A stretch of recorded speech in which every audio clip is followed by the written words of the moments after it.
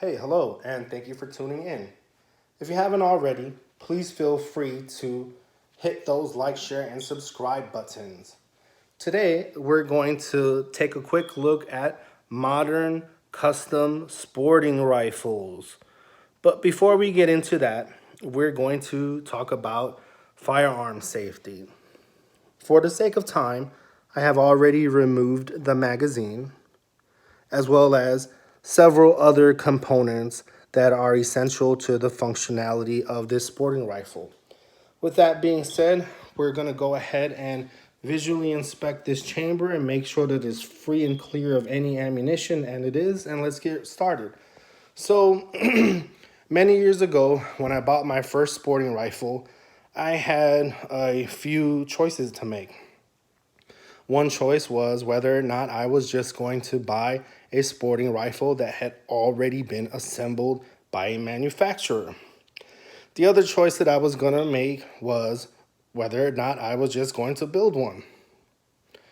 In that time, I opted to go ahead and buy one that was already assembled. I took it home, took it out of the box. The thing ran flawlessly.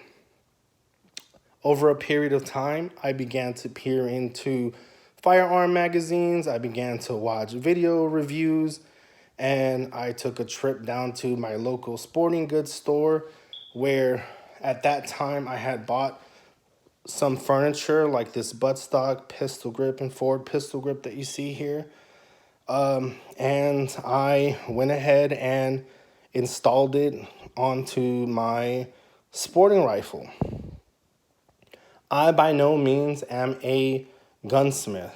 However, I did serve several years in the military and I trained and became proficient with a platform such as this. I took it apart, cleaned it, reassembled it, took it to dinner, took it to the bathroom. I even slept with it. The damn thing's practically my girlfriend.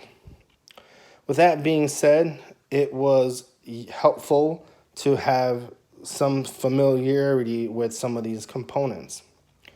I would like to also say that you should enact your due diligence and email or call some of these manufacturers and figure out whether or not certain components are indeed compatible with other components. I can tell you from experience that firearm manufacturers' customer service is the best customer service I have ever experienced. Right, so an example I can give you of a component that I ordered and thought was going to work for me is this here. It's a mag release button that's ambidextrous. So I was heartbroken when I found out that, in fact, I could not attach that to my lower here. It just wasn't compatible. Now that's about a $34 piece. So if you don't want to end up with a box full of extra parts or just waste money or go through the hassle of having to send something back, make sure that you enact out that due diligence. Call these people, email them, you name it. So we're going to get right into how I incorporated some components that were already readily available and I was familiar with. But then we're going to talk about items that I was drawn to. Now, when I purchase something nowadays, I do so because it calls to me or I'm drawn to it and I'm like, wow, I really need to have it. So this rail system here, free floating Troy Alpha Battle Rail, is something that I had my eye on for many years. And when the time came for me to go ahead and build my own sporting rifle, I opted to go ahead and get it. I'd always been drawn to these rubber inserts here. They're actually called squid grip. And what that allows you to do is really clamp down on that from many different positions, and it is quite comfortable. So I'm going to go ahead and flip this thing over. I want to briefly touch on the flash hider that I have here. Now that thing is like a tuning fork, and It almost looks like something that you would find on the Mandalorian or Boba Fett's rifle. I sometimes jokingly call this Boba Fett. What I've got on here for a barrel is a Strike Industries improvised barrel. And I've also got a Superlative Arms adjustable gas block married to a melanited gas tube, and it sits right down inside here. You'll notice that I have this light here. The early models of this design were inferior in that the material that it was made out of was just really flimsy. The manufacturer seems to have listened to their customer base, and now you're getting this like robust polymer and aluminum casing. Some guys will tell you, oh, you got to get this way up here. You know, I'm like, well, yada, water, schwaderma, live a little. They'll tell you to do that because this will have some overspill and you'll end up with something that looks like a shadow puppet coming at you. And I'm okay with it. I affectionately call it Kermit the Frog. But mainly, the ergonomics of it works for me. I change positions depending on what I'm doing, and this allows me to just have access to this button so that I could get that going. I opted to go with this light because I felt that it was unique in design, but also contemporary to this rail system here. And with that same idea, I've had these backup sites for many years, and when it came time to build this, I opted to throw those on there because for the time they were quite innovative, you know, backup iron sights that are made out of polymer. So I put those on there. I want to move quickly here to the upper. What I've done is ordered a Gibbs Arms side charging upper. Why I chose that upper is because I thought it was unique in design and I wanted to kind of incorporate that into this build so that it would complement all these other components that I expressed to you that I thought were unique or just contemporary. You'll notice that I have this lower and it has a warthog's face. It's my intention to have this painted to accentuate some of these features.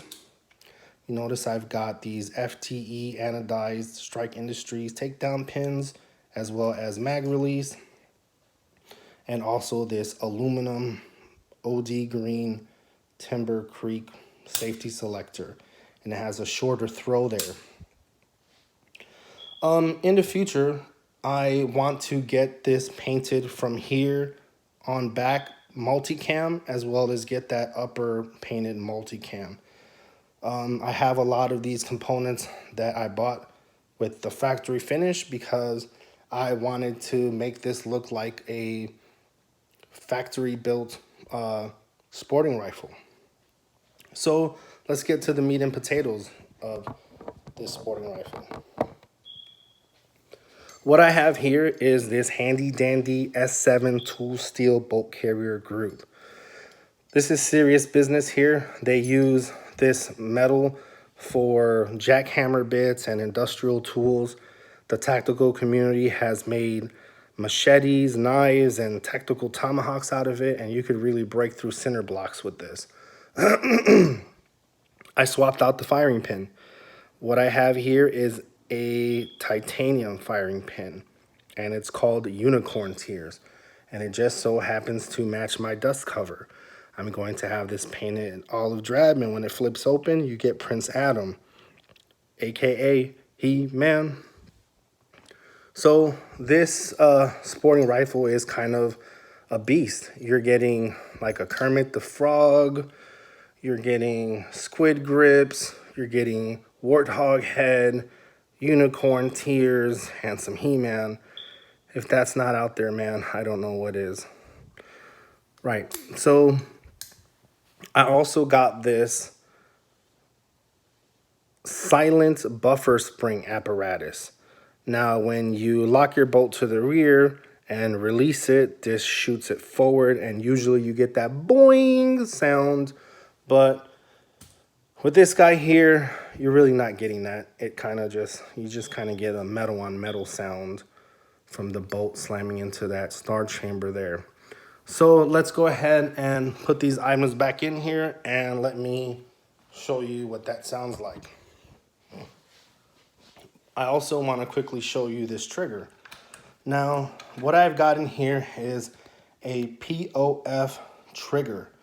Now, that trigger is unique because it has two little rubber components down at the bottom that you can depress.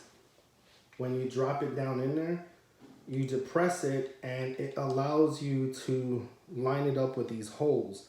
Now you stick the bolt through, and when you release it, it kind of springs back into place and really gives you a snug fit for that drop-in trigger. Now I'm gonna go ahead and install this buffer spring apparatus, and it's pretty easy to install. I'm gonna go ahead and put in my charging handle as well as my bolt carrier group here, and we are good to go. Get that pin down in there. Now I'm going to go ahead and charge it for you and lock it to the rear. Now let's listen for that sound. So you really don't hear that boing sound, but you do hear that metal on metal.